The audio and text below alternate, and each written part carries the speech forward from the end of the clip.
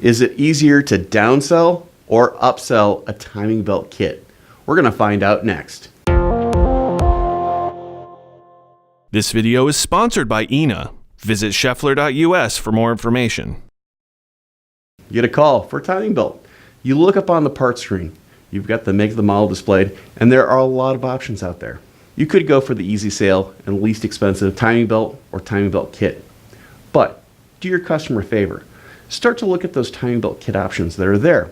You're bound to find one that best suits their needs. A lot of these kits, well, they include everything that you'll need to do that job properly so the vehicle can last to the next service interval. This can include a water pump, seals, idler pulleys, and other things to get the job done right the first time. So make sure that you look through your parts catalog to see what's included in some of these kits and mention that to your customer. I'm Andrew Markel.